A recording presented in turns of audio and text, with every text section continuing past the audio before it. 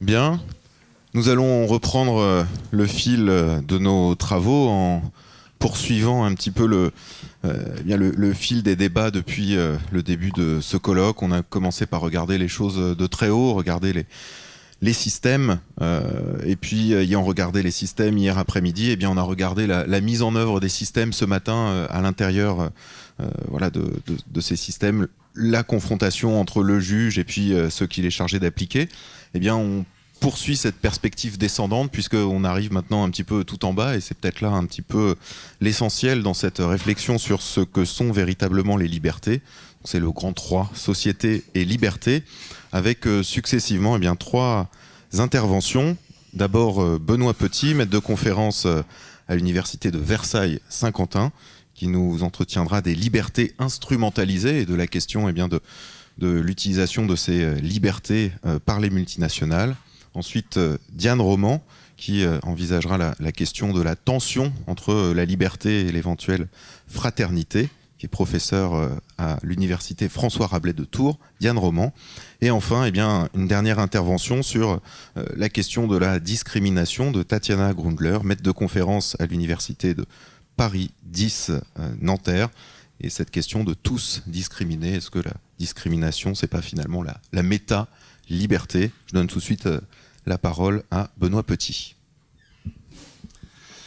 Merci beaucoup. Donc, à mon tour de remercier les organisateurs de ce colloque qui nous donnent vraiment l'opportunité d'entendre des contributions et des échanges de très haute qualité, de très haut niveau.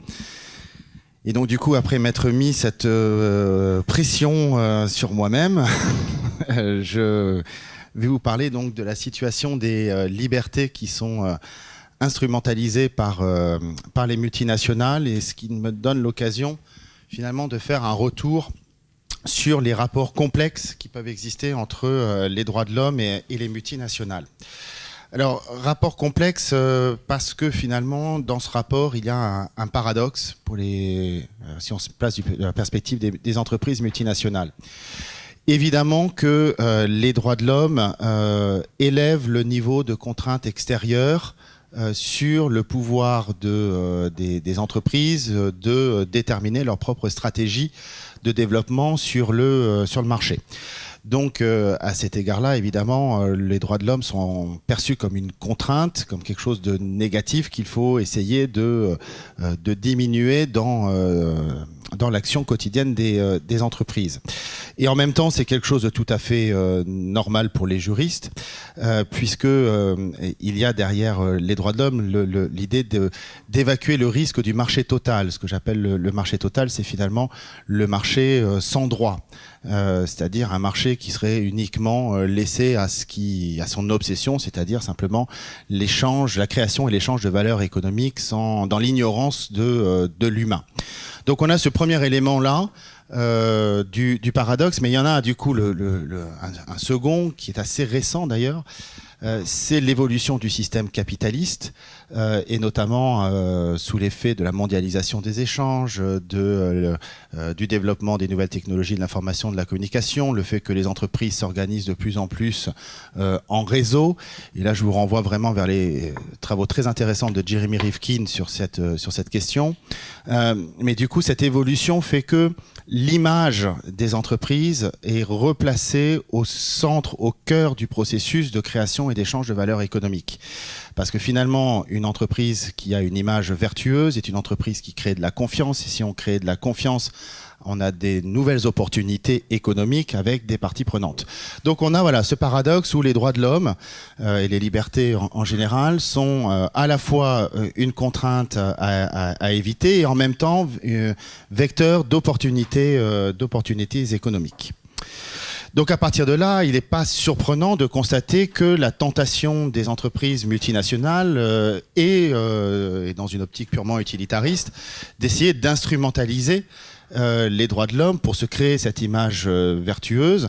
Alors quand je dis instrumentaliser, c'est voilà, on utilise les droits de l'homme pour se créer cette image vertueuse dans ces documents de communication, mais avec des actes qui ne reflètent pas ce discours sur soi-même, soit parce qu'on a omis un certain nombre de sujets importants dans les droits de l'homme et les libertés fondamentales, soit même, pire encore, parce que les actes sont en contradiction complète avec les discours.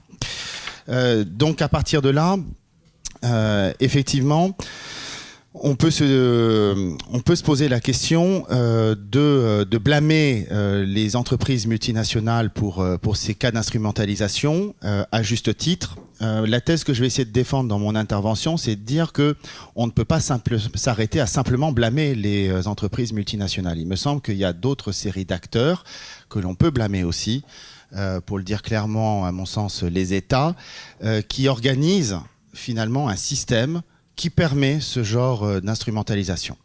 Alors, je vais renvoyer évidemment à ma contribution écrite parce que j'avais développé deux axes. Le premier axe, je ne vais pas le développer ici parce que ce sont des choses qui sont très connues de vous tous.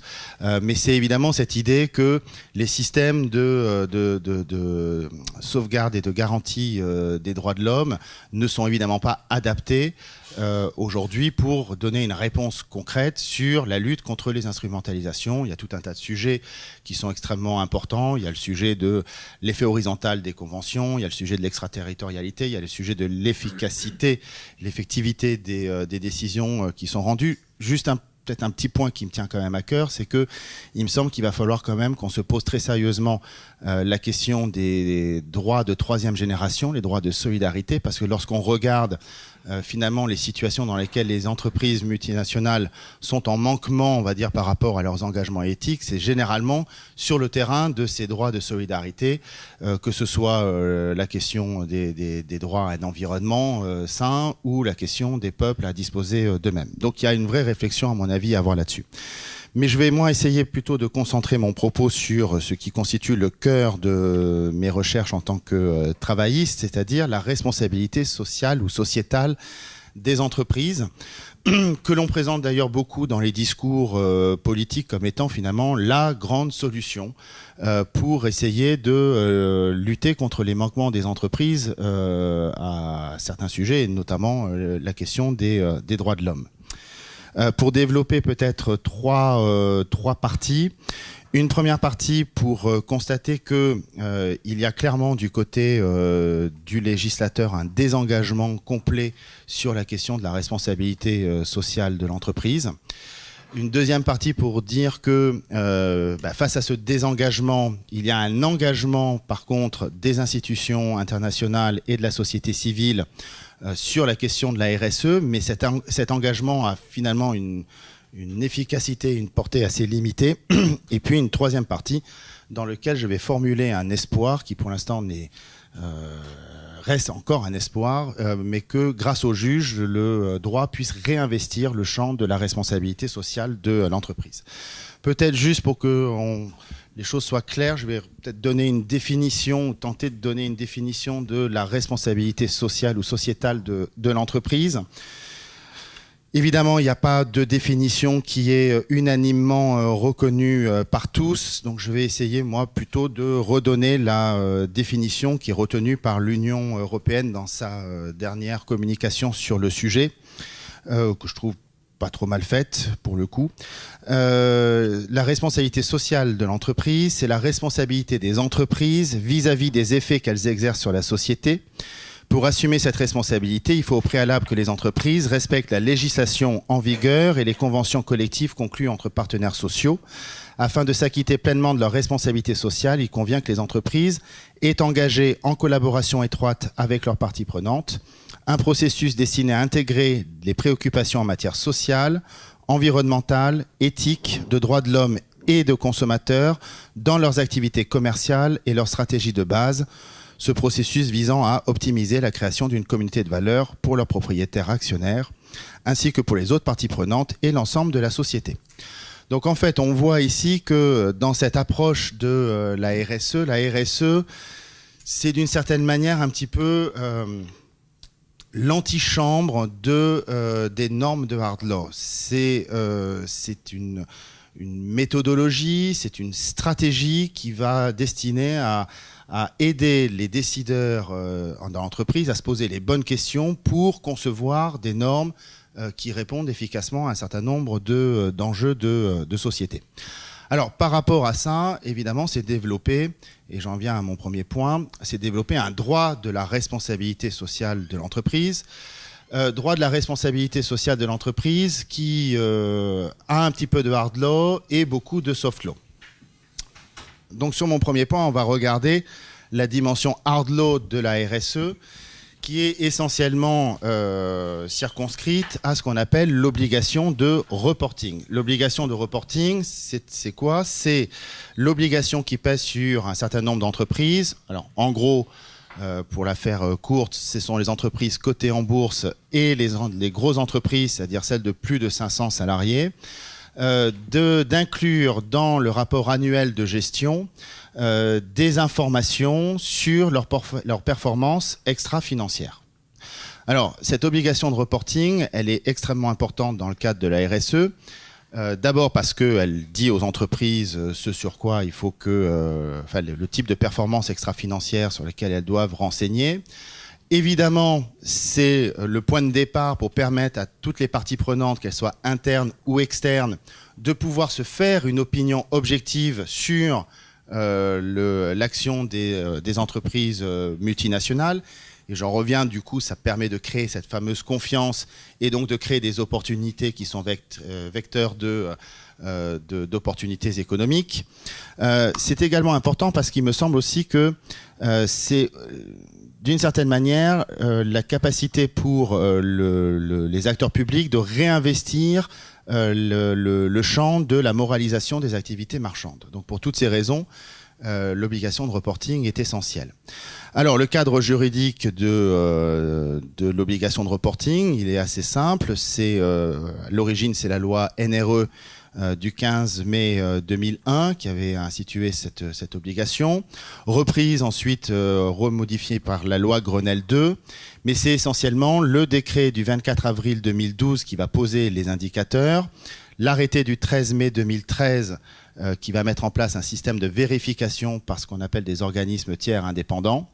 Et puis est venue par-dessus ça, assez récemment, une initiative européenne qui pose aussi une obligation de reporting au niveau européen. C'est la directive 2014-95 du 22 octobre 2014. Voilà. Alors, si je regarde l'ensemble de ce cadre juridique et notamment les indicateurs qui ont été posés, je dirais que il y a plusieurs malfaçons qu'il faut essayer de dénoncer. En gros, on a posé 42 indicateurs de performance extra-financière. 29 indicateurs sont communs à toutes les entreprises soumises à l'obligation et 13 indicateurs sont spécifiques aux entreprises cotées en bourse. On peut se dire pourquoi pas. Effectivement, peut-être que les entreprises qui sont cotées en bourse ont des problématiques particulières qui justifient qu'il y ait des indicateurs qui sont communs. Mais lorsque vous regardez le type d'indicateurs répartis sur ces deux listes, on s'aperçoit qu'il n'y a pas véritablement de cohérence. Par exemple, si je prends les 13 indicateurs spécifiques aux sociétés qui sont cotées en bourse, je retrouve des sujets type l'absentéisme, le taux d'accident du travail et de maladies professionnelles, la question de la sous-traitance, la question de la sécurité aux consommateurs, la question de l'adaptation au changement climatique, comme si c'était des sujets qui n'intéressaient que les sociétés cotées en bourse et pas les autres entreprises. Donc on voit que déjà, il y a une malfaçon dans la conception même, dans la répartition des indicateurs entre les types d'entreprises. Mais il y a une malfaçon qui est, à mon avis, plus préoccupante. C'est-à-dire que finalement, ces indicateurs n'exigent pas des entreprises qu'elles fournissent véritablement des données statistiques objectives. Et la plupart de ces indicateurs, en fait, incitent les entreprises à ne développer qu'un discours, qu'un regard sur le thème envisagé, donc quelque chose d'extrêmement subjectif. Et donc évidemment, on voit bien que l'entreprise multinationale va peut-être pouvoir assez facilement occulter un certain nombre d'informations ou en tout cas expliquer sa stratégie, son mode de développement en taisant un certain nombre de choses qui pourraient évidemment changer l'opinion que les parties prenantes internes et externes pourraient avoir de la démarche de l'entreprise. Donc ça, c'est évidemment une malfaçon qui est assez gênante parce que du coup le reporting est complètement miné par une subjectivité complète de ce qu'on y lit. Et puis il y a une troisième malformation à mon sens, c'est que l'obligation de reporting ne comporte aucune sanction. C'est-à-dire finalement une entreprise qui déciderait de ne pas renseigner, il n'y a pas de sanction qui est prévue, ou une entreprise qui renseignerait de manière partielle ou partiale, voire mensongère, il n'y a pas non plus de sanction sur ces différents cas de figure. Donc on voit bien que là, il y a une vraie difficulté, même à se poser la question de savoir si on est face à une obligation juridique en tant que telle, ou si c'est pas simplement une forme d'obligation morale qu'on a essayé un petit peu de teinter de droit. Alors, le législateur s'est rendu compte évidemment de ce problème, et plutôt que d'essayer de remettre une sanction, a mis en place un système de vérification par ce qu'on appelle des organismes tiers indépendants. Donc on prenait des acteurs privés qui viennent regarder si les informations qui sont contenues dans le rapport de gestion sont des informations qui sont crédibles. Sauf que évidemment, on a trois difficultés par rapport à ça.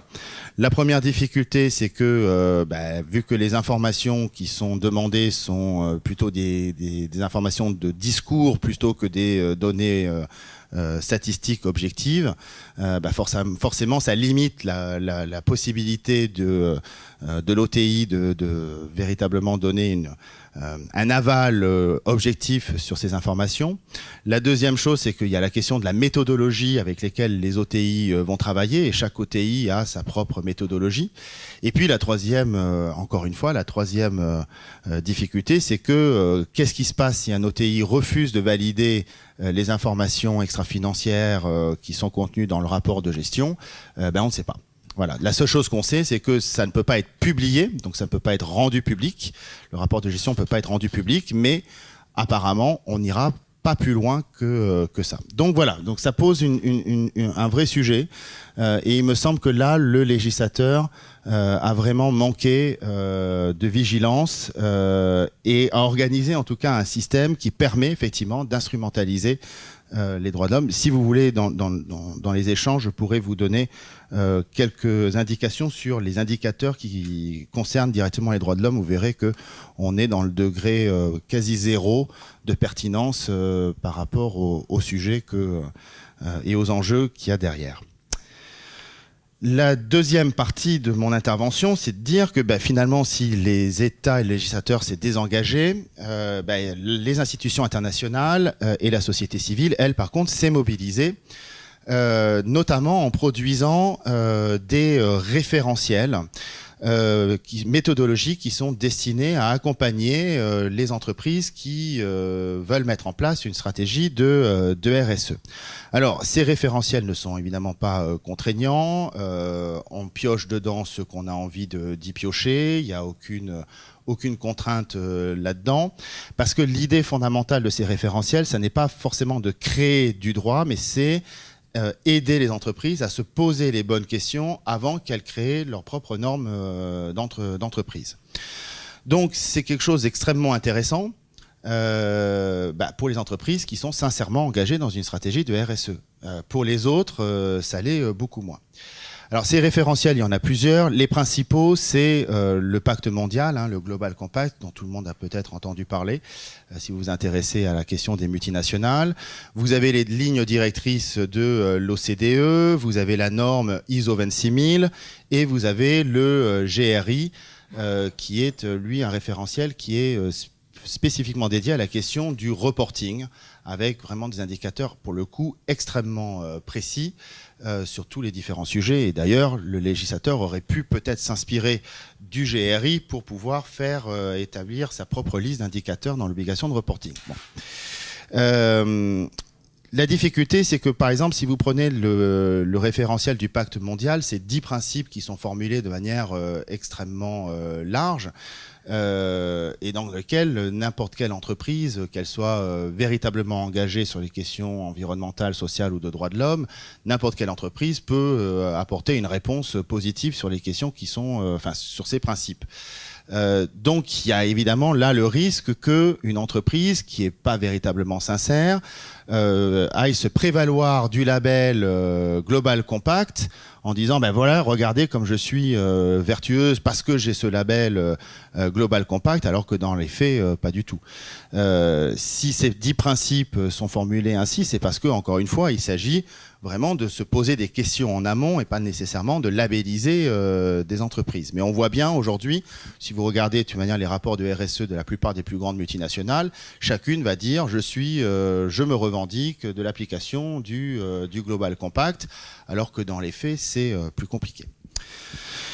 Il y a quand même un référentiel qui mérite qu'on dise 2 mots, c'est l'OCDE. Les lignes directrices de l'OCDE, parce que c'est le seul référentiel qui a conçu un système quand même pour essayer de garantir l'effectivité des principes qui contiennent par les multinationales. C'est le système des points de contact nationaux. Alors le système de points de contact nationaux, c'est quoi? C'est que dans chaque pays, d'ailleurs placé près des instances gouvernementales, vous avez des instances qui vont, que n'importe quelle ONG ou syndicat peut saisir en cas de manquement d'une entreprise multinationale aux principes qui sont contenus dans les lignes directrices.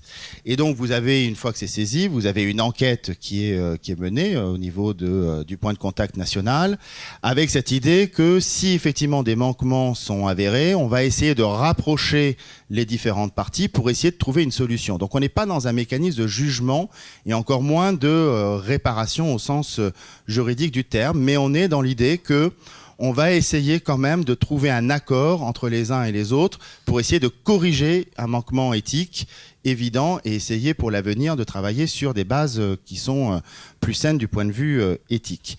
Alors c'est très intéressant parce que si l'entreprise ne joue pas le jeu, à ce moment-là, le point de contact national va pouvoir publier effectivement à la fois les résultats de son enquête et le fait que l'entreprise n'a pas joué le jeu. Et donc là, on va jouer sur quoi? On va jouer à nouveau sur cette histoire d'image. Alors c'est vrai qu'en France, il est assez rare que le JT de David Pujadas s'ouvre sur une décision du point de contact national français, mais ça c'est peut-être parce qu'on devrait se poser peut-être des questions en termes de culture française et du rapport aux multinationales et à l'éthique, mais je peux vous garantir que dans les pays anglo-saxons, c'est extrêmement regardé, observé et qu'effectivement ça joue, et c'est pour ça qu'il y a une réussite de la part des points de contact nationaux à trouver des solutions. Mais encore une fois, on est sur quelque chose qui sort complètement du domaine du droit et du domaine judiciaire.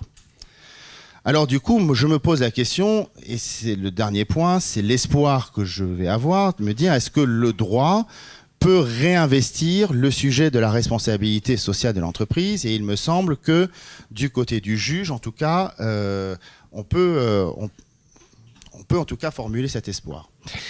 D'abord pour dire que, évidemment, certaines disciplines voient déjà un juge qui essaye quand même, malgré tout, de donner une contenance juridique aux normes de responsabilité sociale de l'entreprise. En tout cas, je plaide pour ma discipline ici, mais effectivement, je trouve que le juge prud'homal le fait, puisque, par exemple, on a toute cette jurisprudence qui considère qu'à partir du moment où vous avez une charte éthique ou un code de bonne conduite, les dispositions qui normalement relèveraient du champ de compétence du règlement intérieur doivent être assimilées à un règlement intérieur avec l'application du régime du règlement intérieur. On a aussi toute une jurisprudence extrêmement fournie sur les engagements unilatéraux de l'employeur, les usages d'entreprise qui ont également un régime juridique. Donc on voit que déjà en droit du travail, il y a une possibilité de recréer un peu de droit à partir des normes de RSE. Mais il y a d'autres voies qui pourraient être encore plus intéressantes que celle-là. Et là, je regarde du côté plutôt de ce qui s'est passé aux États-Unis avec la célèbre affaire Kasky contre Nike. Kasky contre Nike, c'était quoi? C'était simplement dans les années 90, Nike avait été épinglé sur la manière dont les salariés de ses filiales et sous-traitants en Asie du Sud-Est étaient traités. Et donc, pour masquer ça, avait essayé de faire toute une communication en disant à quel point Nike était vertueuse. Et à ce moment-là, un journaliste, Michael Kasky, a attaqué Nike en disant que finalement, tout ce discours RSE, c'était une publicité mensongère. Et l'affaire est allée jusqu'à la Cour suprême de Californie. Et la Cour suprême de Californie a effectivement considéré que tous les documents de responsabilité sociale de Nike devaient être considérés comme de la publicité et donc a condamné Nike sur la base de la publicité mensongère. Alors comme souvent aux États-Unis, ça devait aller un peu plus haut, puis finalement ça n'a pas allé plus haut puisqu'ils ont trouvé un accord entre eux. Mais cette décision en tant que telle, elle est intéressante dans son idée d'assimiler la RSE à de la publicité. Alors la question, c'est de savoir est-ce qu'on peut le faire au niveau du droit français. Il me semble qu'il y a l'espace pour pouvoir le faire. Alors c'est vrai que le Code de la consommation a quelques dispositions qui permettraient d'imaginer qu'on puisse aller là-dessus. Elles ne sont pas forcément conçues pour ça. Je dirais que la principale difficulté, c'est que quand on parle de publicité en droit de la consommation, c'est des documents c'est un discours autour d'un produit. Pas forcément autour d'un comportement général de l'entreprise. Donc effectivement là, on a un certain nombre de difficultés. Il reste qu'il y a eu plusieurs tentatives d'essayer d'importer en France la solution Kasky. Systématiquement, le ministère public refuse de donner suite aux différentes plaintes qui sont posées sur ces enjeux-là, voire a pu rendre des décisions qui invalident complètement cette thèse. Donc, pour l'instant, on est au point mort, on a un juge qui ne joue pas ce jeu-là. Il reste que notre droit de la consommation est un droit qui est parfaitement éligible à ça. Alors pour conclure, puisqu'on me dit que il me reste que quelques minutes, donc je vais essayer de faire mien le slogan d'un club de foot qui m'est cher, on va aller droit au but. Pour conclure, je dirais que voilà, la RSE, si la RSE c'est uniquement la responsabilité sociale de l'entreprise, c'est-à-dire finalement le regard extrêmement subjectif que l'entreprise a sur sa propre soutenabilité, très clairement, la RSE ne sert à rien sur la question de l'instrumentalisation des droits de l'homme par les multinationales. La RSE, c'est forcément, me semble-t-il, un concept qui doit fonctionner sur ses deux jambes. Il y a la responsabilité de l'entreprise, mais il y a aussi la responsabilité sociale des États qui doivent cadrer ce que les entreprises doivent renseigner et la manière dont ils doivent le faire. Plus on aura du sérieux et plus le droit va investir le champ de la RSE, plus on aura effectivement des entreprises qui vont aller dans un sens éthique, en tout cas un progrès éthique certain. Voilà. Là, notre difficulté, c'est qu'aujourd'hui, ce qu'on appelle le green et red washing, donc ces instrumentalisations, prospèrent parce que c'est la tentation, évidemment, des entreprises, c'est leur culture, c'est la manière dont le marché les conçoit, mais c'est aussi beaucoup de la responsabilité des États. Je vous remercie.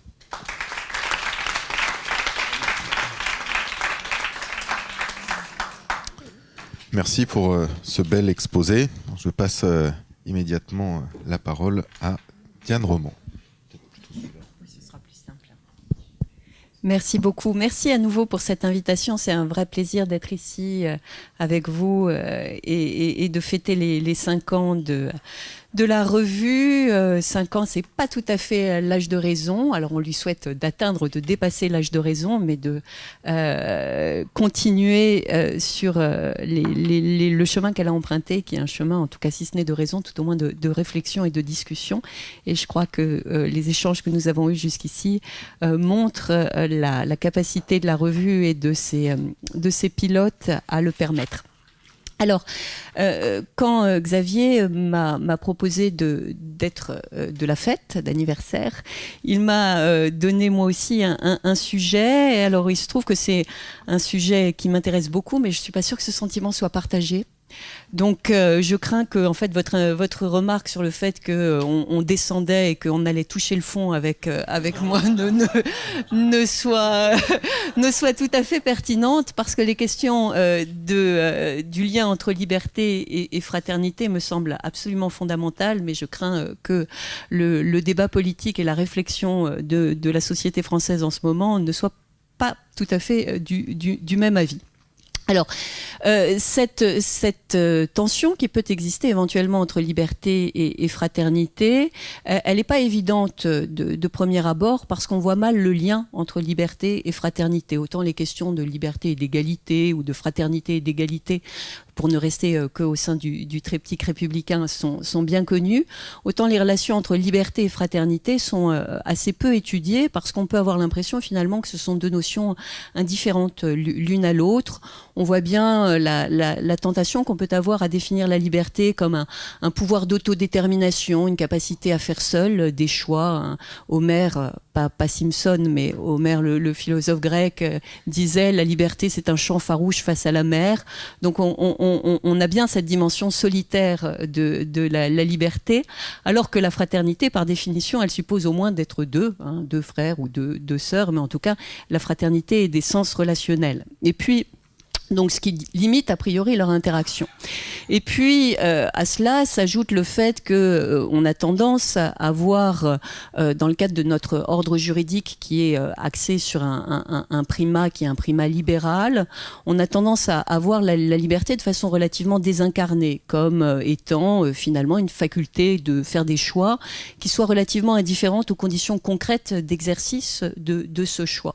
Et évidemment, alors si on est sur cette posture, qui est tout à fait louable et tout à fait défendable, on se heurte à une autre posture qui est elle aussi tout à fait louable et défendable, qui est la critique marxiste, tendant à souligner le fait que, eh bien, dans ce primat libéral, les libertés ainsi reconnues aux individus sont des libertés formelles, et qui sont finalement les libertés de l'homme bourgeois, et qui, de plus encore, sont un moyen d'oppression du prolétariat et un moyen d'oppression de la classe ouvrière qui, par définition, dans un primat libéral, est privée de toute capacité concrète d'exercice de la liberté. Alors, rassurez-vous, je ne vais pas vous refaire ce match Bastia contre... Pas Bastia, l'équipe de foot, Bastia, le philosophe contre Marx, mais c'est une autre lecture que je vais vous proposer en assumant pleinement le fait que, pour moi, le droit est une construction politique. Le droit est une conception politique, il exprime un certain nombre de valeurs, et ce que nous dit le droit français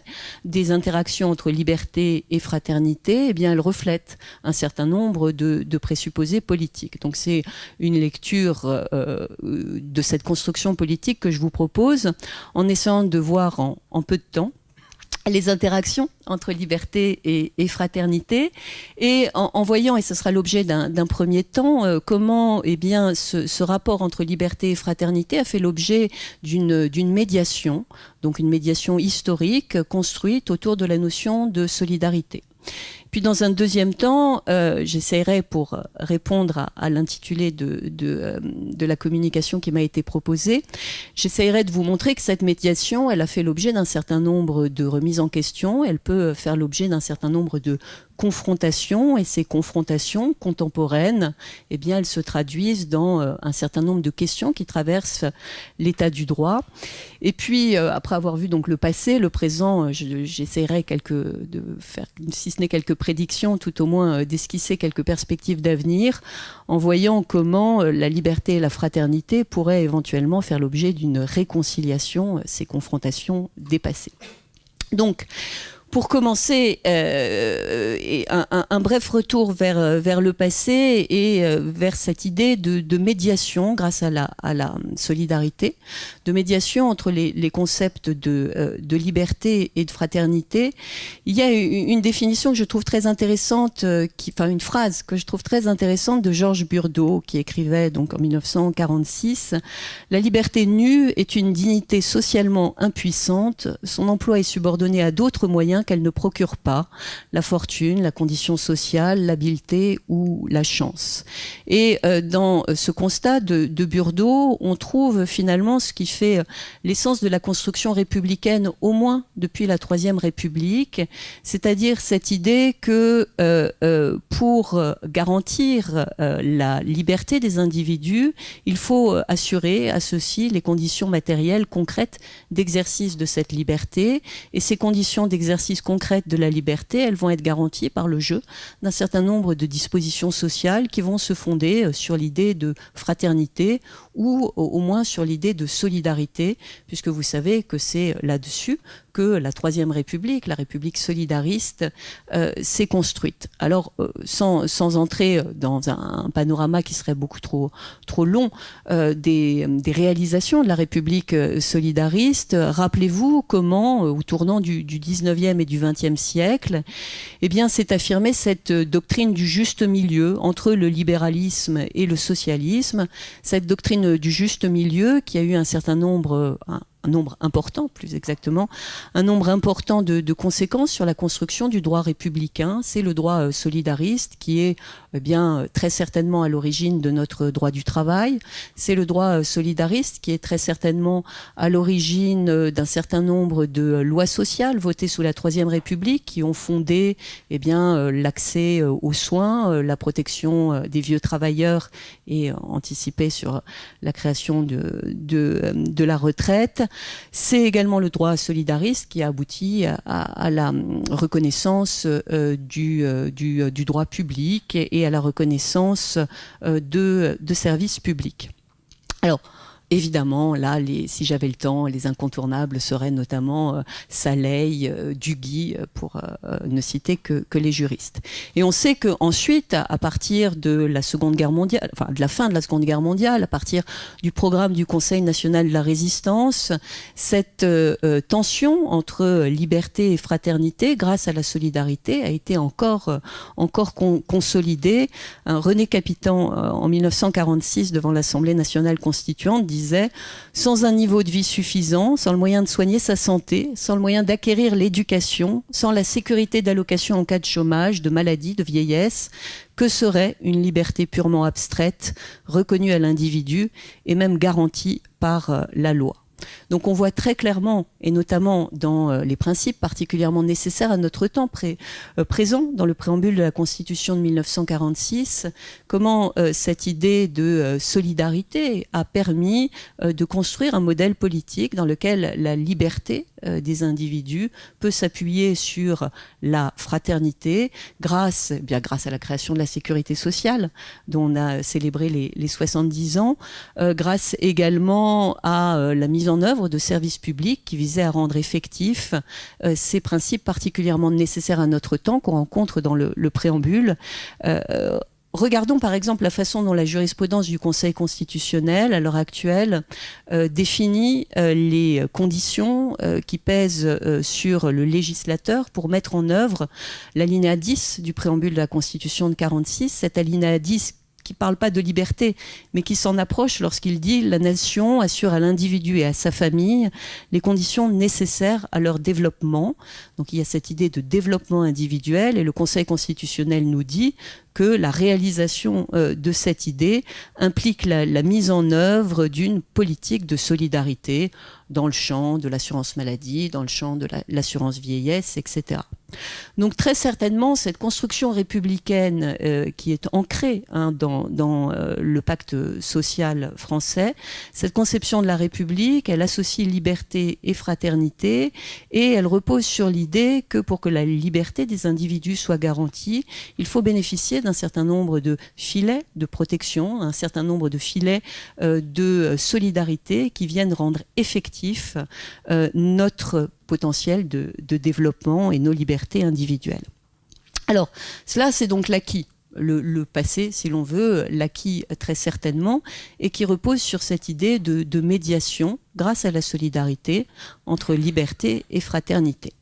Cette médiation, comme je vous l'annonçais et comme l'intitulé de la communication le laisse deviner, cette médiation, elle est soumise à un certain nombre de remises en question, elle est questionnée, et désormais un certain nombre d'indices tentent à laisser croire que la liberté et la fraternité peuvent faire l'objet de confrontations. Alors, ces confrontations, elles sont de différentes sortes. Il y a évidemment une confrontation politique, mais cette confrontation politique, elle est assez peu présente dans le débat.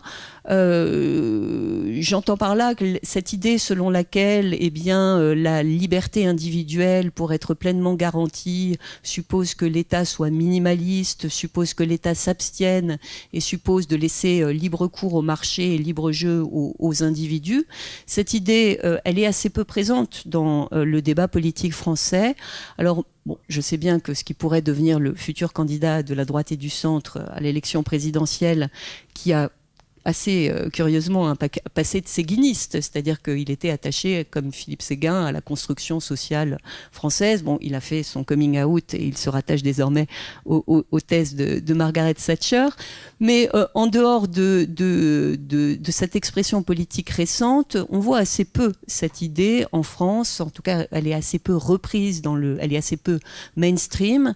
Cette idée que la liberté suppose un effacement de la fraternité, un effacement de la solidarité. Mais il n'empêche que l'ordre juridique français, le droit français, et notamment le droit social français, traduit un certain nombre d'évolutions qui tendent à insister sur un certain nombre qui tendent à limiter la place de l'État social et qui tendent à insister sur la liberté de l'individu, quitte à restreindre la fraternité. C'est ce qu'on constate beaucoup dans le champ de l'assurance maladie et dans le champ de l'assistance sociale.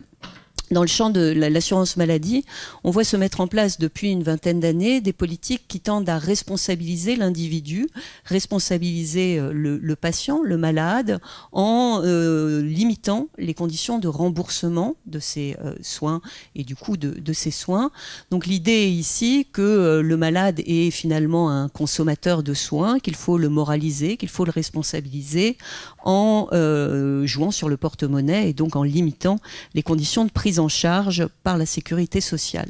On trouve une idée identique dans le champ de la prise en charge de l'assurance chômage. On trouve également une idée identique dans le champ des minima sociaux, cette idée que l'allocataire du RSA, cette idée que le bénéficiaire des indemnités chômage doit être incité à rechercher activement un emploi et à limiter de ce fait l'aide qu'il peut recevoir de la part de la collectivité.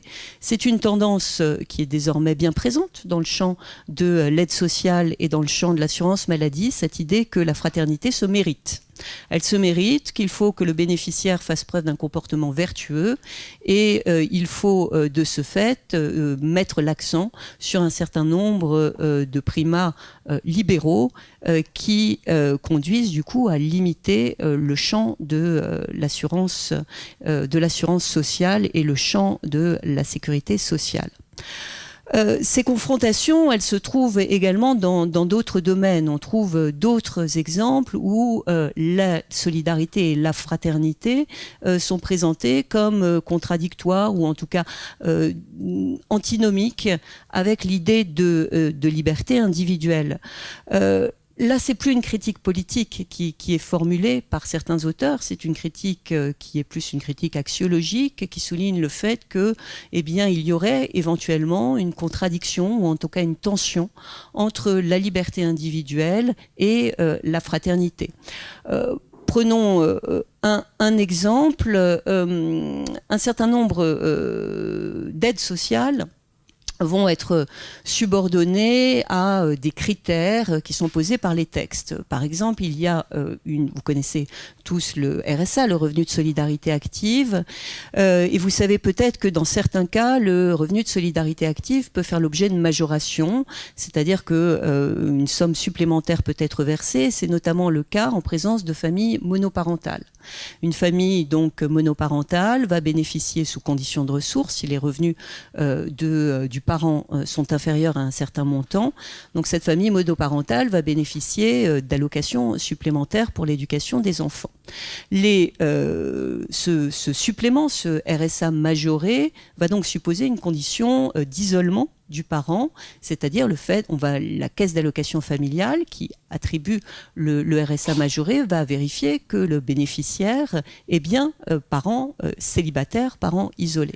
Et il y a donc là toute une série de contrôles qui peuvent être mis en place par les caisses d'allocation familiale pour vérifier que la prestation est versée à bon droit. Et ces contrôles, donc, qui sont justifiés par les textes, vont porter sur l'intimité de la vie privée du bénéficiaire ou de la bénéficiaire d'ailleurs, parce que la plupart du temps, le RSA majoré est versé à des mères de famille. Les familles monoparentales sont des familles de mères avec enfants. Donc il y a un contrôle qui est effectué par les caisses d'allocation familiale et qui porte concrètement sur ce qui se passe dans la chambre à coucher de la bénéficiaire. Donc vous voyez ici un phénomène de tension entre liberté et fraternité. La mise en œuvre du RSA majoré va supposer une intrusion au domicile des bénéficiaires, intrusion qui est justifiée par les textes, mais qui peut poser question sur la façon dont on entend concilier à égalité la liberté et la fraternité. Il y a beaucoup d'autres exemples de ces tensions entre liberté et fraternité qui sont imposées par les textes. Repensez par exemple à la jurisprudence du Conseil constitutionnel sur la question des vaccinations obligatoires.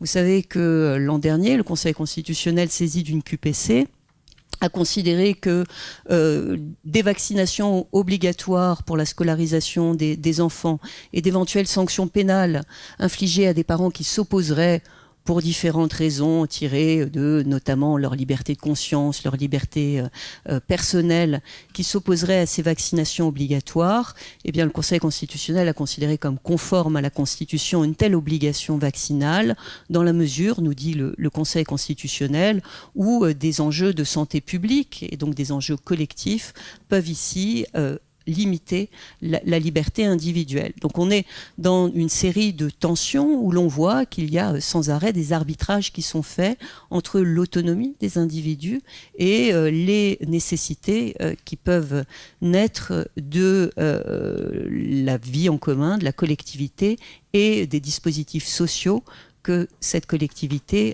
a jugé important de mettre en œuvre. Alors, combien de temps me reste-t-il ? 5 minutes. Est-ce que 5 minutes, ce sera assez alors pour envisager le futur ? J'en suis sûre.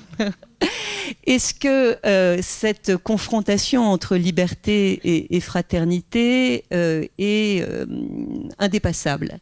Est-ce qu'il y a des perspectives de réconciliation qui se traduisent, ou est-ce qu'il nous faudra nécessairement choisir entre l'un, la fraternité, ou l'autre, la liberté individuelle. Il y a depuis quelques années une tendance en germe dans les constructions de l'État-providence que je crois assez intéressante parce qu'elle permettrait de dépasser cet affrontement en soulignant que liberté et fraternité sont complémentaires. Cette tendance, elle se donne à voir dans une sorte de recomposition du social qui apparaît et qui se donne pour objectif de renforcer l'autonomie des personnes. Désormais, le droit social moderne, en tout cas le droit de l'aide et de l'action sociale moderne, se donne moins pour but d'enfermer les individus dans des statuts et de donner des droits issus de ces statuts. Ça, c'était le modèle traditionnel qui a été très bien décrit par quelqu'un comme Robert Castel. Mais c'est moins désormais l'objectif du droit de l'aide et de l'action sociale et de l'État-providence à travers ses politiques sociales. L'idée est plutôt de lutter contre la vulnérabilité des individus individus en renforçant l'autonomisation. Alors autonomisation, c'est le terme qu'on emploie de façon plus ou moins fidèle pour traduire cette idée d'empowerment que l'on rencontre beaucoup dans la littérature anglo-américaine.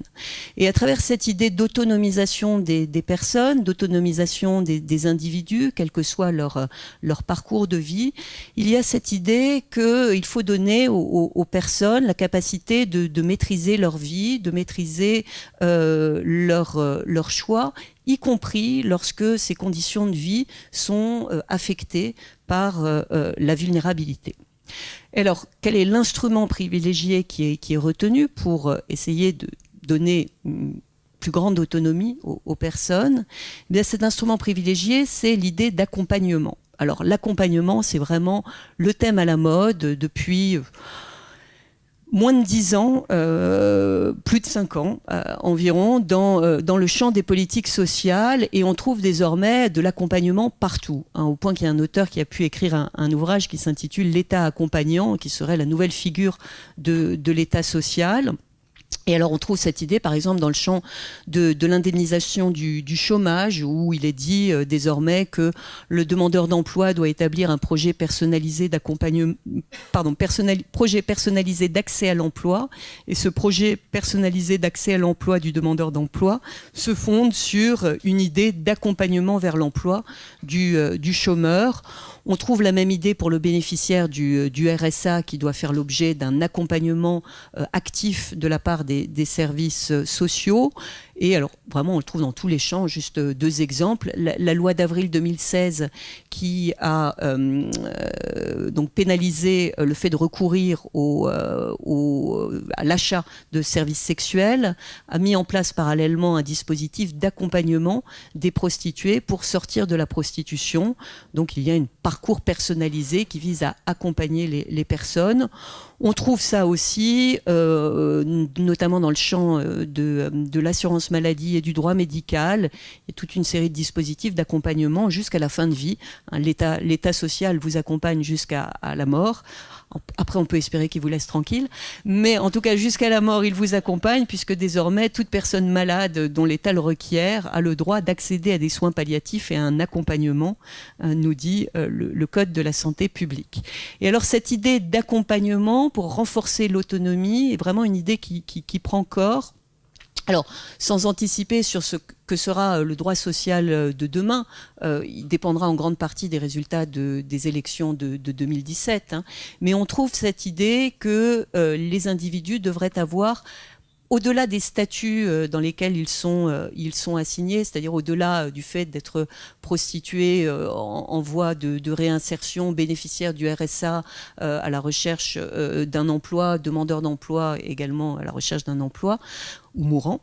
Donc, indépendamment des statuts, se formule l'idée qu'il faudrait reconnaître un nouveau droit. Alors, s'agit-il d'un droit fondamental ? Je ne sais pas, mais il faudrait reconnaître un nouveau droit à l'accompagnement global, et ce droit à l'accompagnement, donc il aurait vocation à permettre à toute personne en situation de vulnérabilité, quels que soient donc les dispositifs auxquels elle peut accéder, ce droit à l'accompagnement lui permettrait donc de bénéficier de conditions concrètes pour retrouver son autonomie, et donc in fine pour récupérer cette liberté entendue comme une capacité à effectuer concrètement des choix de vie qui soient des choix effectifs.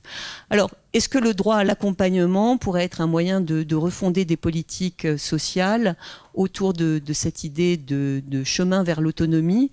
Moi, ça me paraîtrait intéressant comme perspective pour sortir de cette tension entre fraternité et liberté, et pour permettre de penser pleinement un individu libre et autonome dans des conditions matérielles concrètes qui lui permettent d'espérer cela.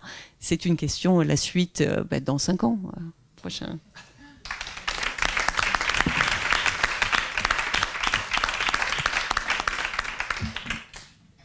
Merci pour ces perspectives pleines d'espoir.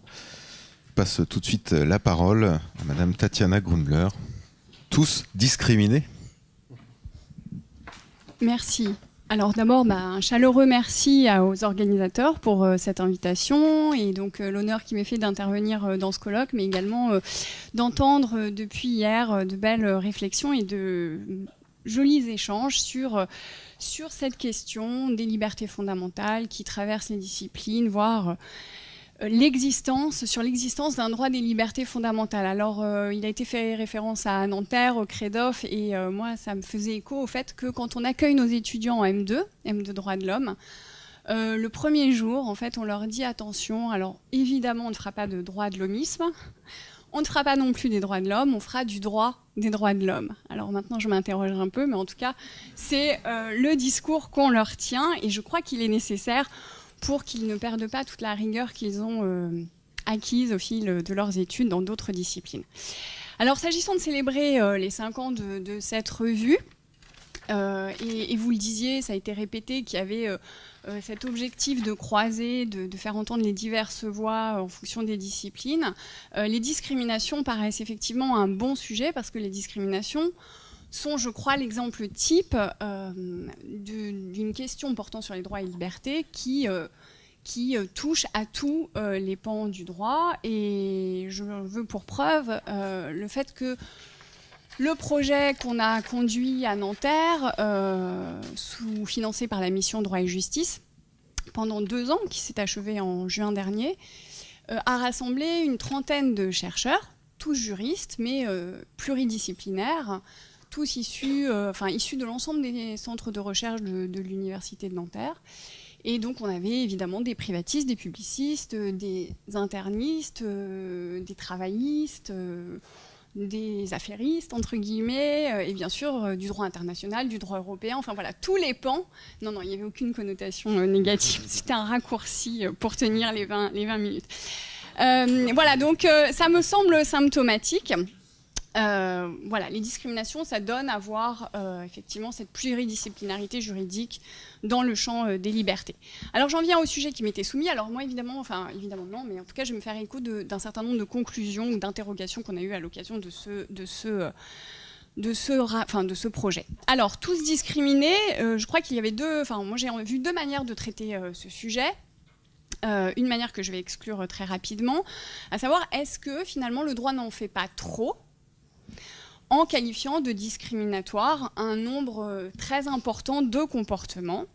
En tout cas, on peut dire qu'une approche en termes de discrimination n'est pas neutre, et là on peut se référer à des travaux de sociologues, notamment Vincent Arnaud-Chape, mais ils sont nombreux, qui ont montré que que la sociologie qui traite du droit des discriminations, finalement, est un sous-champ disciplinaire de la sociologie, et qui s'ajoute à des interrogations qui existaient, mais qui étaient plus en termes de rapports de genre, de rapports de sexe, de rapports sociaux, de rapports de sexualité, de rapports de race, etc. Et que finalement, ce traitement sous l'angle des discriminations traite des mêmes objets, mais sous un angle différent.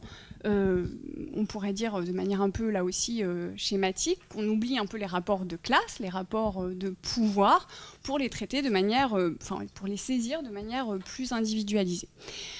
Donc ça, je trouve que c'est une vraie question, et donc on oublie de traiter les choses les inégalités de manière structurelle.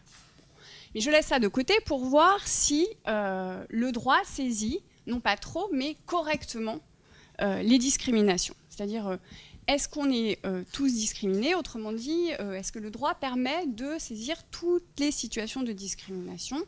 Est-ce qu'il peut, tel qu'il est construit, saisir la réalité discriminatoire? Alors à cette interrogation, on pourrait dire, a priori, oui, parce que c'est un droit extrêmement riche, on a foisonnant, ambitieux, un droit qui se complète au fil des ans, qui dispose d'instances qui assurent une sorte de vigie, si je pense aux défenseurs des droits, par exemple, pour le plan interne, de façon à veiller à ce que cette question des discriminations reste au premier plan de l'agenda politique. Et c'est vrai que si on prend en date en général le droit des discriminations, de la non-discrimination en France de la loi Pleven de 1972 sur la discrimination raciale et l'incrimination de la discrimination raciale, On a eu depuis évidemment la transposition des nombreuses directives de l'Union européenne et on a constamment, vous allez le voir dans la suite de mon propos, des adaptations de ce droit. Donc il est riche, donc a priori on devrait saisir de mieux en mieux, en tout cas si ce n'est tous les cas de discrimination, en tout cas un nombre conséquent, et on devrait se rapprocher de cette réalité. Pour autant, l'ensemble des discriminations ne sont pas saisies. Alors, elles ne sont pas saisies du fait du juge. Et on va retrouver là notre juge, notre législateur, et essayer de voir qui est responsable. Alors, je vais exclure rapidement le juge, mais quand même, pourquoi le juge a du mal à saisir les situations de discrimination? Il y a des obstacles procéduraux, même si on sait que dans certains pans, il y a eu des allègements de la charge de la preuve, mais pas absolument partout. Il y a des habitudes du juge aussi, le contrôle abstrait, c'est-à-dire qu'on a parlé beaucoup de contrôle de proportionnalité, de contrôle in concreto, mais il fait aussi du contrôle abstrait, en tout cas le juge administratif, le juge constitutionnel aussi, quand il examine le texte. Il est aussi attaché au principe d'égalité, il n'a pas toujours intégré la notion de discrimination et ce qu'elle pouvait avoir de différent. Il y a aussi des principes importants, que ce soit en droit privé avec la liberté contractuelle, et donc je le disais en droit public, le pouvoir discrétionnaire de l'administration, qui sont autant de principes qui vont rendre difficile la tâche du juge, consistant à regarder le comportement de l'acteur auteur susceptible d'une discrimination. Alors, moi je vais procéder par exemple, comme 20 minutes c'est court, du coup, soit je reste dans des propos très généraux, soit je vous donne quelques exemples. Un exemple, me semble-t-il, traduisant le fait que le juge français n'a pas complètement assimilé, malgré la richesse du droit, et on va la voir, du droit positif, en tout cas des textes, n'a pas assimilé la logique de la non-discrimination, peut être donné avec l'exemple des repas confessionnels dans certains services publics. Prenons l'exemple des établissements pénitentiaires. On a quelques jurisprudences, pas très nombreuses, mais on en a, et qui admettent des adaptations de ces repas, sans aller jusqu'au repas halal, mais pour les bouddhistes, pour les musulmans, pour les juifs, etc. Donc l'idée qu'on va retirer au moins l'aliment à base de la viande, voire le porc, ou seulement le porc. Bon.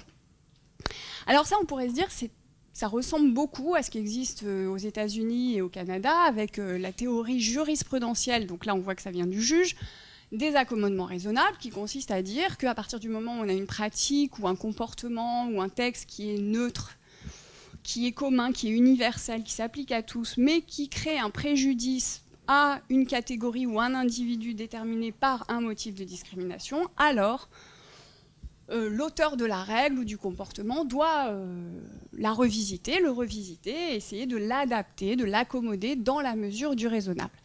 Et donc de ce point de vue-là, évidemment, on pourrait faire procéder par analogie, et le juge aurait pu faire de même pour les repas confessionnels en prison, et dire, voilà, on applique ce repas, si on ne l'adapte pas, effectivement, on va discriminer les individus en fonction de leur religion.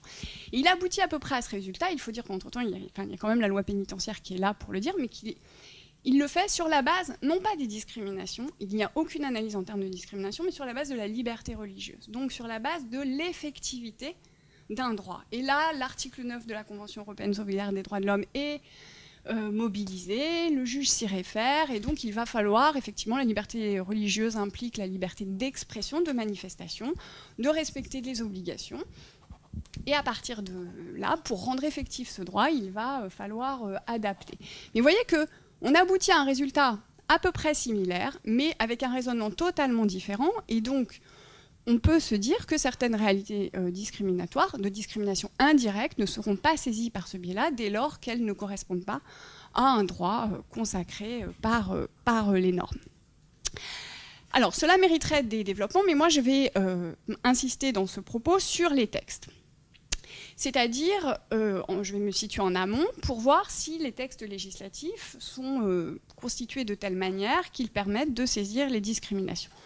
Donc je le disais tout à l'heure, en partie sous l'influence et surtout sous l'influence du droit de l'Union européenne, effectivement, la France dispose d'un arsenal juridique conséquent. C'est toujours dur de se fixer sur un nombre de motifs de discrimination. À l'heure actuelle, depuis la loi de modernisation de la justice du XXIe siècle, on en est à 23 motifs. Je pense qu'on peut s'accorder sur ce chiffre. Mais on a un droit qui s'est constitué par strates. Et là, un certain nombre de rapports, des rapports sénatoriaux récents, montraient qu'il s'est constitué véritablement de manière empirique, par strates, sans réflexion globale. Et donc, ceci est source d'incohérence, ce que je verrai dans un deuxième temps.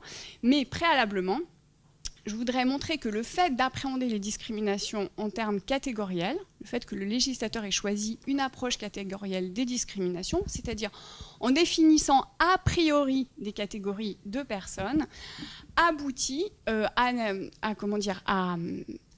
pas permettre de saisir toutes les discriminations, en partie les plus complexes. Donc, de sorte qu'à la question « tous discriminés », je serais tentée de répondre, premièrement, pas tous, parce qu'il y a des failles dans le système, des vides, et d'autre part, dans un second temps, pas tous également. Ça, c'est plutôt pour faire écho aux incohérences. Donc, premier temps, pas tous, du fait du choix donc, législatif d'une liste fermée de motifs de discrimination. Donc dès 1987, donc avant que le droit des discriminations, de la non-discrimination se développe tel qu'on le connaît aujourd'hui, Daniel Oshak mettait en évidence les 3 éléments constitutifs d'une discrimination. Le fait donc l'existence d'un critère ou d'un motif de discrimination sur la base duquel il y avait une différence de traitement. Ensuite, un domaine, la définition d'un domaine.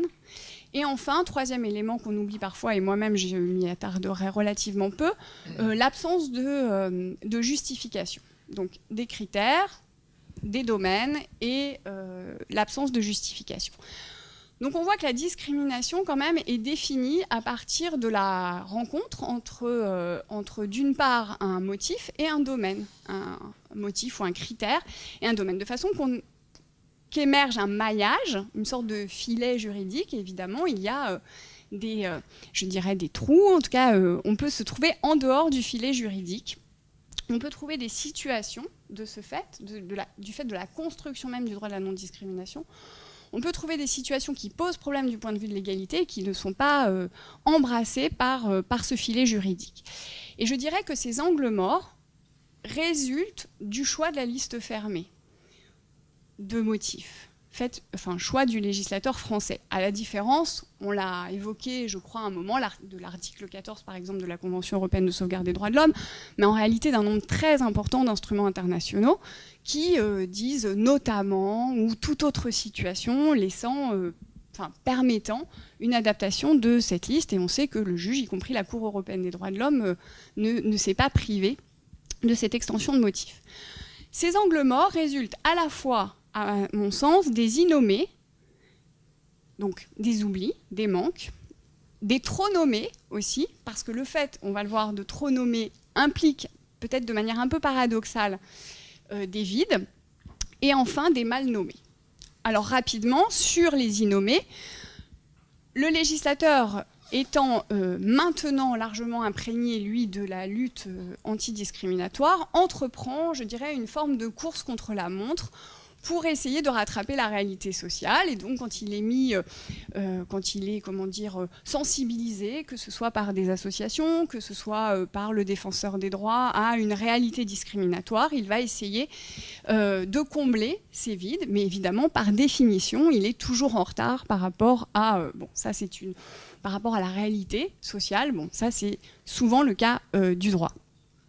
Mais cet effort pour toujours mieux désigner, pour qualifier plus précisément, autrement dit pour resserrer ces mailles du filet dont je parlais tout à l'heure, peut paradoxalement créer des vides. Pourquoi ? Parce que si on fait l'effort de toujours plus nommer, eh bien alors quand vraiment ça n'est pas nommé, alors le juge notamment ne va pas prendre cette latitude, prendre cette liberté de combler le vide.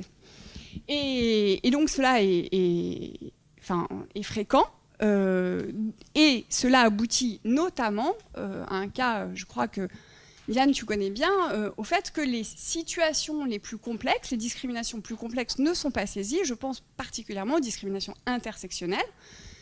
C'est-à-dire, alors là, j'évite les discriminations multiples, successives, que là, on pourrait saisir même avec une liste de motifs fermée, mais ces discriminations qui sont à l'intersection de plusieurs critères, qui sont liées au croisement, à l'interaction de ces critères, et qui ne vont pas être saisis par le juge qui attend de désigner par rapport à un seul, à caractériser, qui essaye de caractériser la discrimination, eu égard à un seul des critères. Donc ça, on est, donc l'exemple type, hein, les femmes noires, qui ne sont pas discriminées parce qu'elles sont femmes, ni parce qu'elles sont noires, mais parce qu'elles sont femmes noires, et qu'après on a un certain nombre de stéréotypes rattachés à cette conjonction de critères. Et je le disais aussi, cela ne permet pas non plus au juge d'innover. On peut donner un exemple avec l'identité sexuelle. Donc ce motif a été rajouté en 2012, au moment où le Parlement examinait une loi relative au harcèlement sexuel. On en parlait au déjeuner, et la question est apparue de savoir s'il fallait rajouter l'identité sexuelle comme motif. Alors même que les juges du fond avaient essayé. Alors, en fait, je reprends les choses dans l'ordre. La situation était soulevée par des associations, était assez précise. C'était la difficulté, les discriminations dont étaient victimes les personnes transsexuelles, transgenres, qui étaient dans leur période de transition. Donc, dans cette phase-là, spécifique, elles étaient victimes de discrimination. Et on voulait saisir ça. Et des juges, je crois que c'était des juges d'Orléans, avaient essayé de tirer le motif de l'orientation sexuelle pour essayer d'appréhender cette situation. N'étant pas totalement satisfaits, des parlementaires ont essayé d'ajouter ce motif de l'identité sexuelle. Bon, ça a été complexe parce qu'il fallait se mettre d'accord sur un terme, etc. Et justement, la difficulté était identité sexuelle ou identité de genre. On a opté pour l'identité sexuelle et tout récemment, on vient d'adopter l'identité de genre pour modifier, pour prendre en compte une recommandation du défenseur des droits là-dessus. Ça, c'était toujours dans la loi justice pour le XXIe siècle. Mais ce que je veux montrer, c'est que précisément, vous voyez, on se rend compte d'une nouvelle problématique dont on n'avait pas conscience. On ne se sert pas des motifs, on ne les tire pas, on ne les interprète pas, le juge ne les interprète pas, ou quand il essaye de le faire, le législateur tout de suite après intervient. Troisième élément, les mal nommés. Voilà. Est-ce que le législateur nomme correctement les motifs de discrimination? Eh bien, je serais assez dubitative. Je prends un exemple là encore, la précarité sociale. Diane, tu interviendras aussi peut-être sur ce sujet. Vous savez que la précarité sociale, c'était bien effectivement l'idée qu'il y avait des discriminations qui étaient, pour dire les choses simplement, lié au fait que les gens étaient pauvres. On se souvient de la situation du musée d'Orsay, le musée d'Orsay qui avait refoulé une famille pauvre soutenue par ATD Quart Monde. ATD Quart Monde a porté cette demande et finalement cela aboutit en juin dernier. Mais le terme employé n'est pas du tout celui de la précarité sociale, mais de la particulière vulnérabilité, résultant de la situation économique apparente ou connue de son auteur. Vulnérabilité de la situation, résultant de la situation économique. Il me semble, je ne sais pas, on verra l'application qui en est faite, mais quand même qu'on n'a pas gagné en clarté, que la précarité sociale permettait de saisir davantage la réalité qui était vécue par les populations pauvres. Voilà, donc en conclusion de ce premier point, on peut dire que cette manière de procéder par liste n'est pas sans défaut, dont le manque de souplesse, dont le manque d'adaptabilité. Et on peut aussi montrer que donc, toutes les discriminations ne sont pas de ce fait également envisagées. Donc ça sera mon deuxième point. Une hiérarchie législative, et le problème de cette hiérarchie législative, à mon sens, c'est qu'elle n'est pas pensée. Donc toutes les discriminations qui ne sont pas également prises en compte. Alors, il existe 4 principaux textes portant sur les discriminations, textes de nature législative. Le Code pénal, article 225-1 et suivant du Code pénal. Le Code du travail, L 1132-1. La loi du 27 mai 2008 portant transposition d'un certain nombre de dispositions du droit de l'Union. Et l'article 6 de la loi de 83 portant statut des fonctionnaires. Et de cette diversité des sources ressortent des incohérences, d'une part, voire une hiérarchisation qui est largement, semble-t-il, involontaire.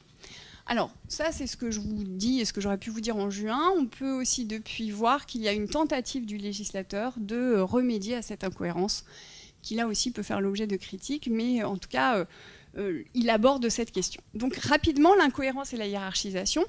Ces 4 textes que je vous évoquais retiennent globalement une même définition des discriminations, telle que Daniel Lochac, ça ira, telle que Daniel Lochac l'a montré, donc à partir de motifs, de domaines et l'absence de justification. Donc c'est bien le traitement moins favorable d'une personne ou de catégories de personnes définies par un critère dans des champs, et ce sans justification. Mais à travers des exemples, on va voir que selon les textes, il y a quelques divergences, c'est-à-dire qu'à partir du moment où il faut un croisement entre des domaines et des motifs, si les textes ne visent pas les mêmes domaines ou pas les mêmes motifs, on va avoir une appréhension des discriminations distinctes. Alors si je prends les motifs tout d'abord, donc les incohérences, je vous le disais, mais en voie de suppression, étaient dues à la multitude des textes. Un exemple, le motif de grossesse. L'état de grossesse est dans le Code du travail un motif de discrimination. Donc on ne peut pas traiter différemment une femme parce qu'elle est en état de grossesse par rapport à une autre femme ou par rapport à un homme. Mais ce motif n'est pas présent dans la loi de 83 sur les fonctionnaires. Alors que, bien entendu, dans l'emploi privé ou public, il n'y a pas une différence qui explique cette absence de motif. Donc là, je crois que sans surinterpréter, c'est un oubli du législateur, mais un oubli qui est quand même regrettable. Les domaines ensuite. Les domaines couverts ne sont pas les mêmes dans les différents textes. Si on prend l'ensemble des textes, c'est vrai que l'ensemble des pans de la vie sociale semble saisi, en particulier l'emploi, je le disais, mais aussi la fourniture de biens et services. Bon, c'est à peu près complet. Sauf que, en fonction du texte qui vise le domaine, la sanction ne sera évidemment pas la même. Est-ce qu'elle sera civile ou est-ce qu'elle sera pénale ? Et d'autre part, sur certains points, comme l'emploi, qui est couvert à la fois par le Code du travail, mais aussi par le Code pénal, on n'a pas non plus de totale concordance, parce que le champ couvert par le Code pénal est beaucoup plus restreint en fait, que celui couvert par le Code du travail, qui envisage beaucoup plus d'hypothèses, notamment le stage, la carrière, etc. Donc là aussi, on ne comprend pas bien, parce que à partir du moment où ils embrassent la même situation, des motifs proches, pourquoi est-ce que certaines situations peuvent faire l'objet d'une double qualification et d'autres pas ? Voilà. Ces divergences conduisent à une hiérarchisation des discriminations, semble-t-il non pensée par le législateur, et c'est ça aussi qui est compliqué. Alors cette hiérarchisation, elle a été montrée pour le droit de l'Union, en montrant que le motif de race était celui qui était le mieux protégé, et ensuite c'était le motif du sexe au niveau de l'Union. Et bien en droit interne, on a essayé de montrer au regard des textes qu'on avait 3 catégories finalement de motifs, ceux qui étaient unanimement pris en compte par les 4 textes que je vous citais tout à l'heure. Et on peut citer là le sexe, le handicap, la race, la religion, l'ethnie. Ceux qui sont majoritairement pris en compte, c'est-à-dire en fait par 3 textes sur 4. Et là, on pense à la situation de famille, la grossesse, l'apparence physique, etc. Et puis ceux qui sont minoritairement retenus. Donc l'appartenance syndicale, la maternité, les opinions philosophiques. Donc là, par 1 ou 2 textes. Et peut-être pour faire écho aussi à Diane, la perte d'autonomie, récemment. Alors, quand on opère cette catégorisation, on s'interroge sur les raisons. Est-ce qu'il y aurait des raisons, peut-être non pensées, mais implicites ou qui s'expliqueraient a posteriori?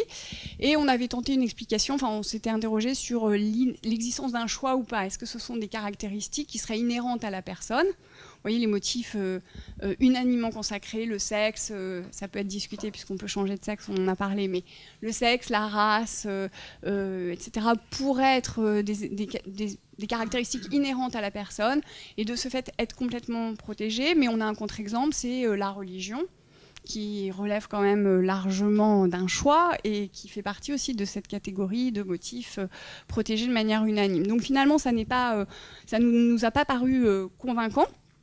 Et en tout cas, l'existence de raisons n'est pas explicitée et nous semble davantage liée au hasard et de ce point de vue-là, peut-être pas satisfaisante. Alors, pour finir, le législateur recherche depuis peu à harmoniser l'ensemble. Et c'est avant qu'on ait publié notre rapport, donc c'est pas du tout malheureusement notre influence. Voilà. Alors, on peut, mais évidemment, je vais être un peu critique, pas évidemment, mais je suis malgré tout déçue. Parce qu'il n'a pas procédé à la meilleure façon pour harmoniser si son but était véritablement celui-ci, qui est tout simplement le système du renvoi. Pourquoi ne pas se servir du code pénal, article 225-1, et dire qu'à chaque loi qui voudra adapter cette liste fermée de motifs, ce sera le code pénal qui sera modifié. Et ensuite, les autres textes, 2008, Code du travail, loi Le Pors, renverront à cet article 225-1. Il n'a pas fait ce choix. En fait, il a fait coïncider la liste du Code pénal et celle de la loi de 2008, qui était très pauvre, en fait, cette loi de 2008, parce qu'elle reprenait juste les termes des directives de l'Union. Donc là, ces deux textes coïncident pour le moment, mais plus quand même assez limité en termes de motifs, assez restreint. Et en fait, le système du renvoi n'est quand même pas ignoré, puisque le Code du travail renvoie désormais à la loi de 2008. Donc on regrette un peu qu'il ne soit pas allé jusqu'au bout de cette logique qu'il a quand même touché du doigt, ce qui aurait permis une entreprise d'harmonisation plus pérenne dans le temps. Attention, hein, cette harmonisation ne doit pas faire oublier que des spécificités peuvent être nécessaires, et ça, les spécialistes de la non-discrimination y sont attachés. Mais ceci existe déjà. Dans le Code de la santé publique, on trouve un motif de discrimination qui n'existe pas ailleurs, à savoir le refus de soins en étant du fait qu'on est bénéficiaire de la couverture maladie universelle. Donc en fait, on pourrait très bien procéder à chaque fois par renvoi, tout en ajoutant ou en excluant certains motifs dans un champ spécifique. Mais remarquons, et ça sera ma conclusion, que même dans cette tâche que je salue, de simplification et de mise en cohérence entreprise par le législateur, celui-ci n'est pas parvenu, me semble-t-il, à rompre avec ses mauvaises habitudes, puisqu'il a ajouté un nouveau critère, celui de la capacité des personnes à s'exprimer dans une langue autre que le français, sans que la portée de ce nouveau motif ne soit bien explicitée dans les travaux parlementaires. Et il a ajouté aussi l'adjectif prétendu devant le substantif race, de façon à, là je crois, réconcilier ceux qui étaient favorables à la suppression du terme et en même temps ceux qui voulaient son maintien en considérant qu'il y avait un certain nombre de différences de traitement qui se fondaient sur cette prétendue race. Voilà, donc volonté de simplification, mais voyez en même temps rajout et toujours cette course effrénée à coller au plus près de la réalité sociale. Merci.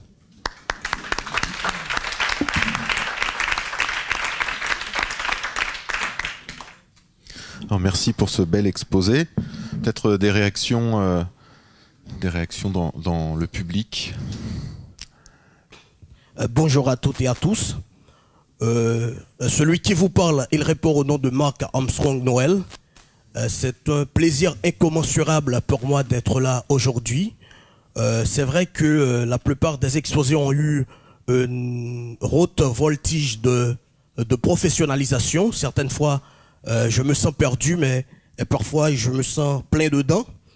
Et du coup, j'ai une question qui va s'adresser directement à Madame Diane sur la question de la liberté contre la fraternité. Mais juste avant de poser cette question, je veux caricaturer un peu pour reprendre certains propos qui sont vôtres. Par exemple, vous avez défini la liberté, je mets ça dans une autre perspective qui serait celle de Isaiah Berlin, la liberté négative, pour montrer que la liberté, c'est celle de pouvoir faire ce qui ne nuit pas à autrui. Et la fraternité, je mets ça encore dans une autre perspective qui serait celle d'Alain Badiou, quand il définit l'amour, pour montrer que l'amour, c'est une scène du deux. C'est comme si la fraternité serait aussi une scène du deux. Donc il faut être deux pour parler déjà de la fraternité.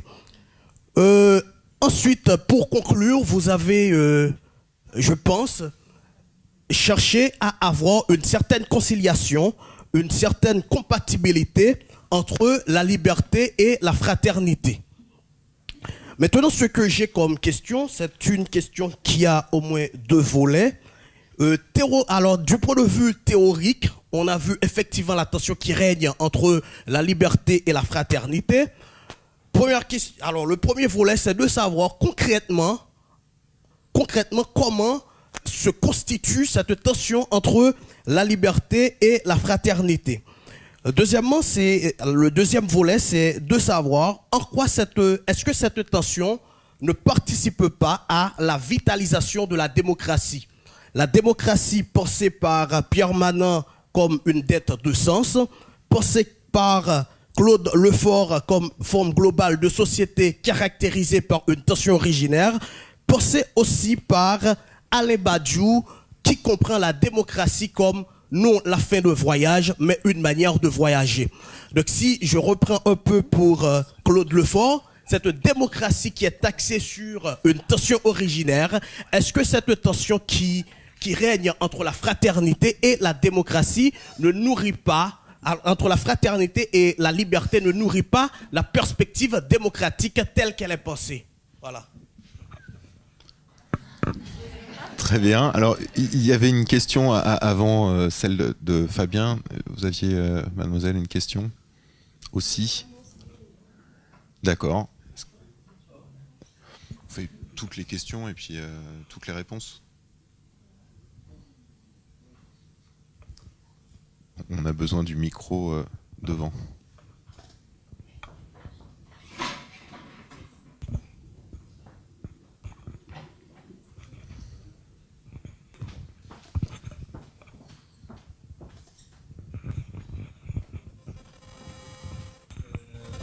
C'était pour juste une interrogation sur cette responsabilité sociale des entreprises. Est-ce que la responsabilité sociale des entreprises, c'est pas une façon de remplacer la responsabilité tout court? Parce que l'affaire Kasky contre Nike, bon, c'est une affaire de publicité, mais je pense qu'il y a des drames sociaux et des drames humains autrement plus fondamentaux que ces drames sociaux. Et justement, enfin, je me demande. Voilà, on a traité la question sous l'angle de la responsabilité sociale, mais est-ce qu'il y avait seulement un moyen de traiter le problème de la responsabilité tout court? Et après, je me demande, je ne sais plus exactement quelle est la formulation exacte, mais il me semble que dans le Code de commerce a été ajouté un texte qui oblige les sociétés mères justement à mettre en place des politiques pour que leurs filiales elles-mêmes respectent les droits dans les États où ils sont localisés. Et je me demandais si ça allait dans le bon sens ou si on pouvait espérer quelque chose, parce que enfin, du point de vue du droit international privé, si jamais il y a un dommage, c'est pas la loi française qui va s'appliquer. Si on cherche la responsabilité de la mère, c'est selon la loi d'État de la filiale. Déjà la réponse aux premières questions. Oui, merci beaucoup pour cette question qui donc me permet de repartir pour 20 minutes. Hein c'est très habile, je vous remercie. Non. Oui, vous avez bien compris ce que j'ai essayé de montrer, à savoir qu'une tension pouvait se manifester. Alors, vous me demandez comment se manifeste cette tension. Je vous en ai donné quelques exemples. Je vais prendre un autre exemple concret pour illustrer la tension. Vous connaissez tous la situation des sans domicile fixe, quelle que soit leur nationalité d'ailleurs, qu'ils soient migrants, demandeurs d'asile ou autres. Et vous savez également que des dispositifs normalement garantissent le droit d'hébergement, le droit d'accueil en hébergement d'urgence comme étant un droit fondamental opposable, c'est-à-dire que les textes prévoient que toute personne en situation de vulnérabilité a droit à un hébergement et d'ailleurs à un accompagnement social. Donc c'est un texte qui confère un droit aux personnes. Vous connaissez les conditions de mise en œuvre pour le moins aléatoires de ce droit, qui fait que concrètement, pouvoir accéder via le 115 à un hébergement d'urgence quand on est SDF est très souvent une mission impossible. Alors, on a... je ne veux pas revenir ici sur toute la jurisprudence considérant que le droit d'hébergement est une liberté fondamentale et que du coup le juge peut en référer liberté, enjoindre à l'administration l'obligation d'accueillir un SDF en centre d'hébergement. Mais je prends une autre affaire qui est moins connue et qui a donné lieu en 2004 à un arrêt de la Cour administrative d'appel de Paris. Le préfet de police de Paris avait pris un arrêté. On était à l'hiver 2002, je crois, avait pris un arrêté permettant aux forces de l'ordre lorsqu'elles patrouillent dans les rues de Paris, permettant de se rapprocher de tout SDF et de les inciter à aller dans des gymnases qui étaient ouverts pour accueillir des personnes par une situation de plan grand froid. Et pour les SDF qui auraient été réfractaires, qui n'auraient pas voulu aller dans ces centres d'hébergement, pour plusieurs raisons, hein, qui peuvent être liées au fait que ces centres d'hébergement sont quelquefois assez peu hospitaliers, ces centres d'hébergement n'acceptent pas la présence des animaux, des chiens que certains SDF peuvent avoir, etc. Donc plusieurs raisons qui peuvent qui peuvent conduire des personnes SDF à refuser un hébergement. Eh bien, l'arrêté du préfet de police permettait aux forces de l'ordre d'héberger obligatoirement, de contraindre les personnes à aller dans des centres d'hébergement. Et là, on voit bien cette tension entre une liberté individuelle et une fraternité qui ici prend la forme d'une sorte de coercition, puisqu'il s'agit ni plus ni moins que de contraindre une personne à aller dans un lieu où elle ne veut pas aller pour la mettre à l'abri du froid.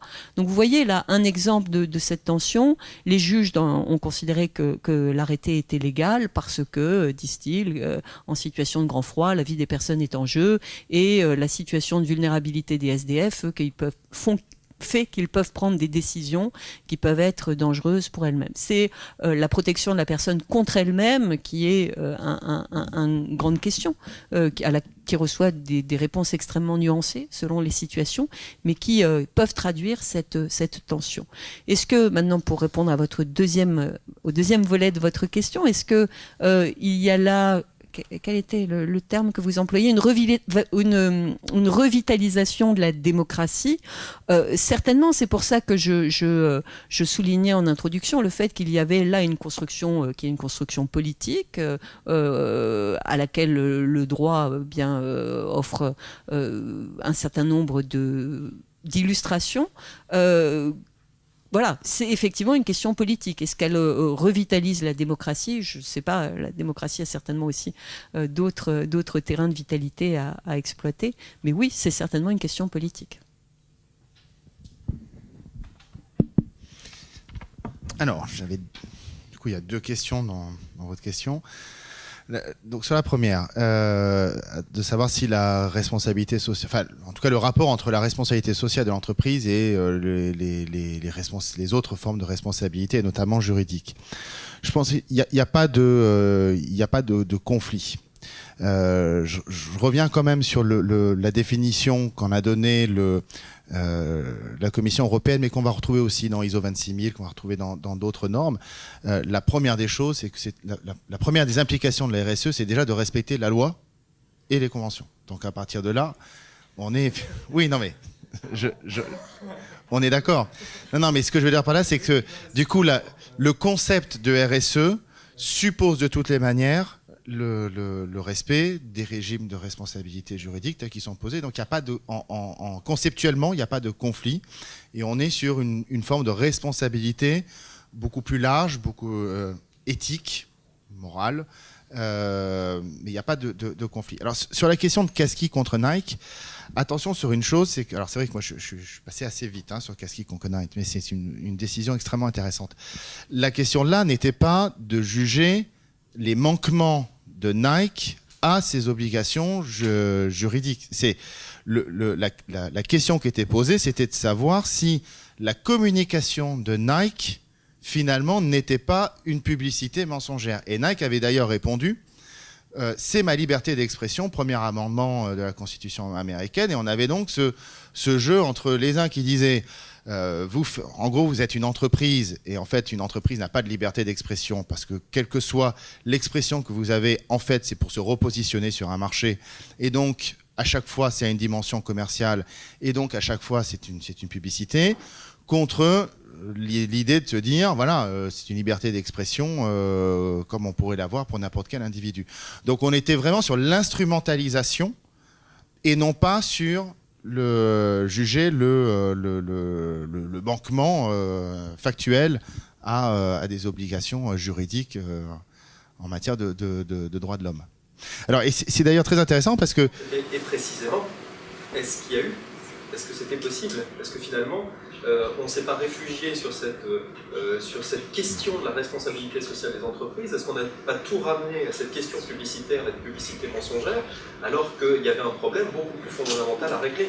Et plutôt que de discuter autour d'une responsabilité sociale des entreprises, est-ce qu'on n'aurait pas mieux fait de réfléchir et de prendre des décisions sur la responsabilité, prévoir une compétence universelle du juge, alourdir la responsabilité civile pénale des sociétés mères du fait de leur filiale, de leurs sous-traitants? Je sais qu'il y a eu sur ce volet-là, il y a eu des tentatives effectivement de poursuivre avec le droit local de là où ont eu lieu les infractions. Je ne sais pas ce que ça a donné, mais bon, rien. Le juge américain s'est déclaré. Mais on est tout à fait d'accord. Et ça a fait rien. Et on est tout à fait d'accord. C'est pour ça que, alors c'est dans ma chronique, mais c'est pour ça que je dis aussi qu'à un moment donné, si on veut vraiment avancer sur ces sujets-là, il va falloir quand même qu'on se pose très sérieusement la question de l'extraterritorialité des litiges. Enfin, c'est quelque chose de beaucoup plus complexe, c'est un sujet beaucoup plus dense que simplement la dimension RSE. Mais il reste que la dimension RSE est extrêmement importante. Je reviens juste là-dessus parce que c'est intéressant qu'à Ski contre Nike, on a eu en fait, c'est pour vous donner à quel point il y a un décalage entre ce qui se passe aux États-Unis et ce qui se passe en France, c'est que la WWF avait essayé d'introduire le même type de litige devant la Cour de cassation contre Veolia, qui avait eu toute une communication sur l'une de ses filiales en disant oui, une filiale qui faisait de l'incinération de déchets, et en disant à quel point l'incinération des déchets était quelque chose de formidable pour l'environnement et pour la santé. Et donc la WWF avait dit là on est typiquement dans de la publicité mensongère. Et la Cour de cassation a répondu en disant mais de toute manière, dans l'objet de la WWF, vous n'avez pas la défense des consommateurs, donc vous ne pouvez pas utiliser le code de la consommation. Donc, bottage en touche, magnifique, parce que ça évite évidemment d'avoir à se poser la vraie question de savoir si c'est de la publicité ou si c'est autre chose. Mais voilà, et tant qu'on sera dans ce type de raisonnement extrêmement fermé, cloisonné, c'est sûr qu'on continuera à avoir des grands discours de RSE avec très peu de moyens effectifs. J'en reviens sur la question aussi, parce qu'elle est très intéressante, des filiales, des rapports finalement entre filiales et maisons mères. C'est quand même l'un des gros apports alors si je suis très critique sur la loi Grenelle 2 sur la question de la RSE, mais enfin s'il y a bien une chose sur laquelle la loi Grenelle 2 a bien avancé, c'est évidemment de recréer bien le lien de responsabilité de la maison mère vis-à-vis de ses filiales. Sur la question du reporting d'ailleurs, c'est extrêmement présent, puisque la maison mère a l'obligation de présenter une vision générale de la RSE sur l'ensemble des entités du groupe, et du coup les filiales n'ont pas forcément besoin de faire un rapport de RSE, parce que c'était l'une des grandes difficultés. Si moi je suis une ONG et j'essaie de connaître un peu le comportement RSE d'un groupe, si je commence à me faire la collection de tous les rapports RSE de toutes les filiales, pour ensuite recroiser les données, évidemment, ça va être compliqué.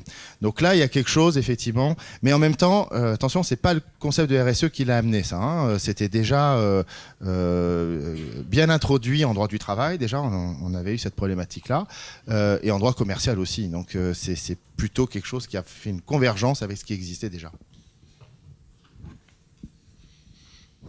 D'autres questions ? Une question d'Anka, je crois.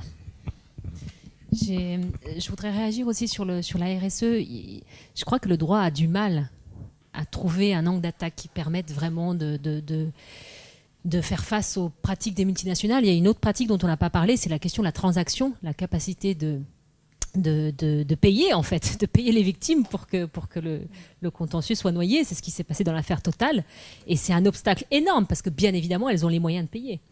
Je voulais revenir plus largement sur l'exposé. Je trouvais que l'exposé était assez négatif sur la RSE, et je me demande s'il ne faudrait pas être un peu plus nuancé, parce que c'est sûr, c'est évident, il y a un problème d'instrumentalisation des droits de l'homme, c'est sûr, à des fins commerciales, à des fins de marketing, aucun problème, je ne conteste pas. Mais je me réfère ici aux travaux de Pascal Demier et d'Emmanuel Mazuillet, qui ont travaillé dans le cadre de gros projets sur cette question de la RSE, et qui disent finalement, en fait, il y a quand même un impact en termes d'effectivité des droits de l'homme de la RSE. Alors, pour le comprendre, il faut accepter que quand on travaille sur la RSE, il faut être prêt à mettre de côté ou à revenir sur un certain nombre de réflexes qu'on a en tant que juristes, tous. Et l'un des réflexes, c'est la question de la sanction. L'effectivité implique la sanction. Et puis, la question de la hiérarchie des normes. Et elles expliquent, donc, Pascal Demier et Emmanuel Mazuillet, qu'il y a une dimension d'effectivité parce que nous, on aime bien notre belle hiérarchie des normes, on la connaît tous, etc. On l'applique tout le temps. Mais dans la réalité des faits, ça ne marche pas comme ça. Et très souvent, dans la pratique, la hiérarchie est inversée. Et elle explique, ça vaut pour les fonctionnaires.